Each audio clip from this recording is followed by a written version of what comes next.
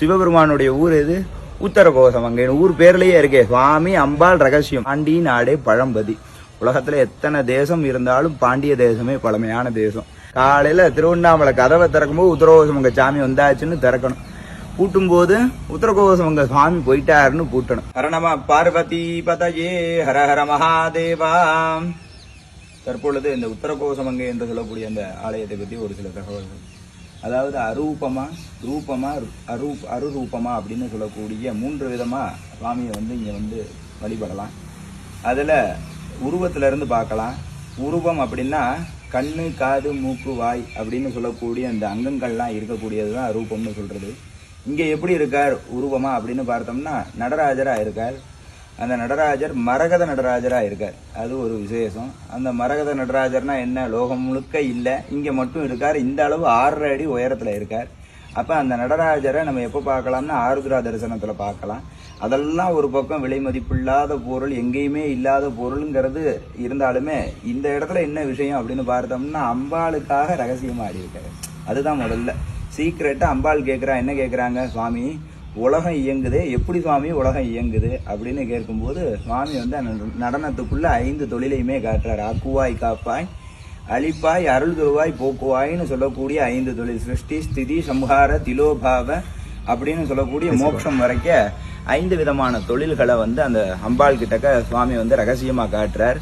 அப்ப அப்படி காட்டும் போது அம்பாள் பதஞ்சலிங்கிற அந்த ரிஷி கேட்கிறார், சுவாமி இந்த மாதிரி நடனத்துக்குள்ள இவ்வளவு ரகசியம் இருக்கு அப்படிங்கறது எங்களுக்கு தெரியல சுவாமி, அந்த நடனத்தை நாங்களும் பார்க்கணும் அப்படின்னு கேட்கும்போது சுவாமி சொல்றார், அப்ப தில்லைக்கு வாப்பா, உத்தரகோசமங்கை உமையவளுக்கு மட்டும்தான் ரகசியம், ஒருத்தர் மட்டும்தான் இங்க அப்படின்னு சொல்லி தில்லைக்கு வர சொன்னதுக்கு அப்புறம் எல்லா ரிஷிகள் முனிவர்கள் எல்லாருக்கும் முன்னாடி அம்பலத்துல ஆடுறார்.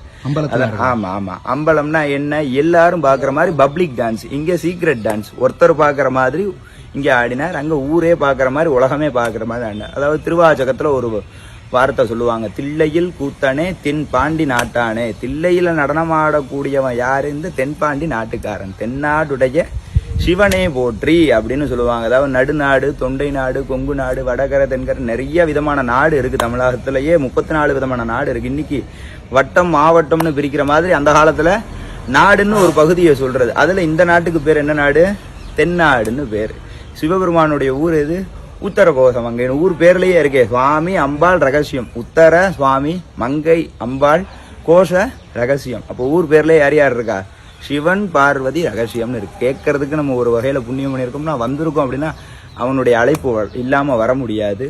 அப்ப தில்லையில நடனமாடக்கூடிய நடராஜருக்கு ஊர் எங்க இருக்கு? இந்த உத்தரகோசம் அங்கையில இருக்கு. இங்க அம்பாளுக்காக மட்டும் நடனம் ரகசியமா ஆடினார். அங்க ஊருக்கும் மக்களுக்கும் எல்லாருக்கும் முன்னாடி அம்பலத்துல ஆடினார் அப்படிங்கறத புரிஞ்சுக்கணும். பாண்டி நாடே பழம்பதி. உலகத்துல எத்தனை தேசம் இருந்தாலும் பாண்டிய தேசமே பழமையான தேசம். பக்தி செய் அடியறை பரம்பர துய்பவன். யார் யாருடைய உள்ளத்துலலாம் பக்தி இருக்கோ அவளெல்லாம் மோட்சத்தை கொடுக்கக்கூடியவன் எங்க இருக்கான்? உத்தரகோசம் மங்கை ஊராகவும். இந்த உத்தரகோசமங்க சுவாமி தான் காசிலையும் மோட்சத்தை கொடுப்பான், ராமேஸ்வரத்திலையும் மோட்சத்தை கொடுப்பான். எந்தெந்த ஊர்ல எந்தெந்த சிவாலயத்துல சுவாமி அனுகிரகம் பண்றாரோ அந்த அனுகிரகம் ஃபுல்லா இங்க இருந்து தான் வருது. ஒரே ஒரு ஊருக்கு ஒரே ஒரு டிரான்ஸ்ஃபார்ம், ஊருக்கெல்லாம் கரண்ட். அந்த மாதிரி சுவாமி இங்க இருக்கார். அதுக்கு அடுத்த வரியே என்ன சொல்றா? ஆதிமூர்த்தியருக்கு அருள் புரிந்த அருள். ஆதிமூர்த்தினா காசி விஸ்வநாதர், ராமேஸ்வர ராமநாதர், மதுரை சொக்கநாதர், தியாகேசர், சிதம்பரேஸ்வரர், அண்ணாமலையார், இவங்கெல்லாம் யாரு அப்படின்னா இவங்கெல்லாம் ஆதிமூர்த்தின்னு பேர். இவாளுக்கு அனுகிரகம் பண்ணக்கூடிய சக்தி இங்க இருக்கார். அது அருரூபமா இருக்கார். முதல்ல உருவத்துக்கு பார்த்தோம். அருரூபமா மங்களநாதரா இருக்கார். இந்த இடத்துல கார்த்தால திருவனந்தலுக்கு சுவாமி இந்த இடத்துல எழுந்து அவருடைய ஆற்றல் உலகம் முழுக்க பரவுது. மறுபடியும் ராத்திரி எங்க வந்துடுறார்? உத்தரகோசமங்கைக்கே வந்துடுறார். காலையில திருவண்ணாமலை கதவை திறக்கும்போது உத்தரகோசமங்க சாமி வந்தாச்சுன்னு திறக்கணும். பூட்டும் போது உத்தரகோசமங்க சுவாமி போயிட்டாருன்னு பூட்டணும். ஒவ்வொரு ஊரையும் பார்த்தோம்னா அண்ணாமலையார்னா அந்த ஊர்ல ரொம்ப பிரம்மாண்டமா இருக்கும். தியாகேசர்னா திருவாரூர்ல பெரியவர். சிதம்பரத்துல போனா அம்பலவாணன் ரொம்ப பெரியவர். ராமேஸ்வரத்துக்கு போனா ராமநாதன் ரொம்ப பெரியவர். காசிக்கு போயிட்டா காசி அதை விட பெரியவர். மதுரைக்கு போனா சொக்கநாதர் மீனாட்சி தான். ஆனா இவ எல்லாரும் உள்ளுக்குள்ள யாருக்குள்ள அடக்கம் அப்படின்னா இந்த மங்களநாதருக்குள்ள அடக்கம். அப்பேற்பட்ட உத்தரகோசம் அங்கே அருரூபமா இருக்க. அரூபமா எப்படி இருக்கார் அப்படின்னா, இருக்கக்கூடிய உலகத்துல இருக்கக்கூடிய ஜீவராசி எல்லா ஜீவராசியுமே ஒரு தொடர்பு என்ன அப்படின்னு பார்த்தோம்னா, அந்த இதய துடிப்பு மட்டும்தான் தொடர்பு. மரத்துக்குள்ளேயும் செடிக்குள்ளேயும் பறவைக்குள்ளேயும் விலங்குக்குள்ளேயும் மனிதனுக்குள்ளேயும் இருக்கிற ஒரே தொடர்பு என்ன அப்படின்னு பார்த்தோம்னா துடிப்பு, உயிர் மட்டும்தான். ஏன்னா நமக்கு இருக்கிற ரேகை நமக்கு மட்டும்தான். 800 கோடி பேர் இருந்தாலும் ஒவ்வொருத்தவாளுக்கும் ஒவ்வொரு ரேகையே மாறுது அப்படின்னா, அப்ப ஒவ்வொருத்தவாளை வேற்றுமைப்படுத்தினதும் இறைவன் தான். அத்தனை பேருக்குள்ளேயும் ஒரு ஒற்றுமையை உண்டு பண்ணதும் இறைவன் தான். அப்ப என்ன ஒற்றுமையை உண்டு பண்ணியிருக்காரு எல்லா ஜீவாத்மாக்குள்ளேயும் அப்படின்னு பார்த்தோம்னா, எல்லாத்துக்குள்ளேயுமே ஜீவன் ஒன்று இருக்கு. அந்த ஜீவனுக்குள்ள என்ன இருக்கு, அதுக்கு ஆதாரமா துடிப்பு இருக்கு. அந்த துடிப்புக்கு யார் யார் இருக்கான்னா, சிவனும் பார்வதியும் இருக்கா. இங்க இருக்கக்கூடிய உத்தரன்னு சொல்லக்கூடிய சிவபெருமானும் மங்கையர்னு சொல்லக்கூடிய பார்வதி கோஷம்னா ரகசியமா இருக்காங்க. நமக்கே தெரியாம நமக்குள்ள யார் யார் இருக்கா அப்படின்னா அந்த சிவனும் பார்வதியும் இருக்கா. அப்பேற்பட்ட மகத்துவமான ஊர்.